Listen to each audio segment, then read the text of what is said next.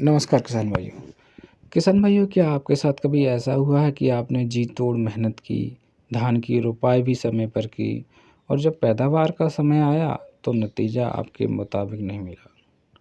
अक्सर कुछ गलतियां तो हम कर बैठते हैं, हमारी जो पूरी मेहनत पे वो गलतियां पानी फेर देती हैं।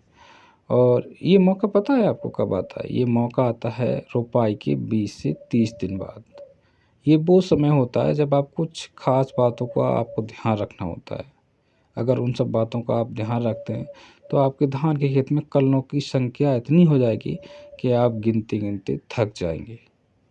रोपाई के 20 से 30 दिन बाद आपको कुछ विशेष बातें मैं बताने जा रहा हूँ, उन बातों का आपको ध्यान रखना होता है। किशन भई, रोपाई के 30 दिन बाद आपको पता है, पौधे को जो विकास करने के लिए ज़रूरत पड़ती है नाइट्रोजन, जिंक और सल्फर की। इस समय पर पौधा और कुछ नहीं चाहता है आपसे। आपको पता है हमारे किसान भाई यहाँ पे गलती कर देते हैं, यूरिया को कम ज़्यादा डालते रहते हैं।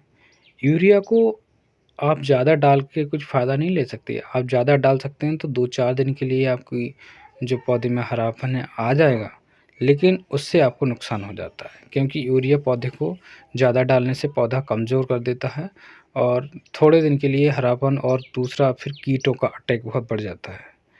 आपको मैं बता दूँ, यूरिया डालने का सबसे बढ़िया समय है, आपको यूरिया शाम के समय पर डालना चाहिए, ओस पड़ने से पहले। और दूसरी बात बहुत महत्वपूर्ण ये है कि अगर आपके खेत में पहले से पानी भरा हुआ है, तो यूरिया को टॉप ड्रेसिंग करने से पहले उस पानी को निकाल दें और तब यूरिया डालें, तब टॉप ड्रेसिंग करें, तब आपको उसका 100% लाभ यूरिया का पूरा मिलता है। और उसके बाद हल्की सिंचाई कर दें। और अब आते हैं कुछ खास नुस्खे पे जो आपके पोषण प्रबंध को एक चमत्कार बना देगा। आपको सिर्फ यूरिया ही नहीं डालना है, इसके साथ आपको मिलाना है ज़रूरी तत्व। और वो ज़रूरी तत्व एक ऐसी चाबी है जो कल्ले के बंद दरवाजे को भी खोल देगा। आपको क्या करना है पता है? आपको यूरिया के साथ मिलाना है जिंक सल्फेट, जो कि पौधे के लिए एक अमृत समान है। ये वो जादुई खुराक है जो कमज़ोर पौधे में भी जान फूँक देता है, कलियों की संख्या दुगनी कर देगा। और इसके अलावा आपको पता है, एक धान में खैरा रोग हो जाता है जिंक सल्फेट की कमी से, जिसमें पौधे की जो पत्तियाँ होती हैं पीली पड़ जाती हैं, उन पे धब्बे बन जाते हैं ब्राउन कलर के। तो बहुत ही ज़रूरी होता है जिंक का उपयोग करना, जो कि अगर आपको कलियों की संख्या बढ़ानी है, विकास, प्रोटीन सिंथेसिस, बहुत सारी चीज़ों का विकास पौधे का डिपेंड करता है आपकी जिंक पर। तो जिंक एक अमृत के समान है। अगर बात करें इसकी डोज़ की, तो आपको इसकी डोज़ लेनी है 5 से 10 किलोग्राम प्रति एकड़। और हम बात कर रहे थे साथ में यूरिया की, तो यूरिया आपको ज़्यादा छिड़काव नहीं करना है, आपको 30 से 35 किलोग्राम प्रति एकड़ के हिसाब से यूरिया के साथ ड्रॉप ड्रेसिंग करनी है इसकी। और अब आता है इस नुस्खे का तीसरा महारथी, जो कि आपके फॉर्मूले को सफल बनाएगा, वो है सल्फ़र। सल्फ़र आपको एक मैनेजर की तरह काम करता है आपकी फसल में।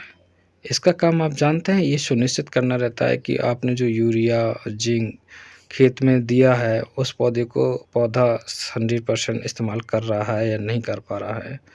सल्फ़र के बिना आपके द्वारा डाला हुआ यूरिया 40% गैस बनकर हवा में उड़ जाता है, यानी कि पैसे की बर्बादी। सल्फर यूरिया की वो ताकत बढ़ाता है, मिट्टी को नरम और भुरभुरा बनाता है, जिससे क्या होता है, जड़ों का विकास अच्छा होता है। और साथ ही ये एक फफूंदी नाशक का भी काम करता है। आप देखते हैं ना, आपकी फसल में एक सर्रा नामक बीमारी आती है, टर्रा जिसको बोलते हैं, जिसमें पौधा एकदम डंडी निकल के ऊपर निकल जाती है, तो उसको भी रोकता है, क्योंकि ये फंजीसाइड की तरह भी काम करता है। अब मैं आपको बता दूं, ये 90% WDG पाउडर में आता है, आपको लेना है।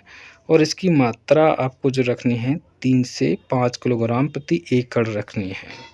और ये आप तीनों महारथी यूरिया, जिंक, सल्फेट को एक ऐसा सूत्र बनाना है, एक ऐसे साँचे में मिलाना है कि वहाँ ड्रॉप ड्रेसिंग आपको करनी है। बस उसके बाद आपकी फसल की रंगत देखिए और चमत्कार देखिए, एकदम आपकी फसल बौरा जाएगी और एकदम मज़ेदार हो जाएगी। पड़ोसी भी चौंक जाएँगे आपकी फसल को देख के।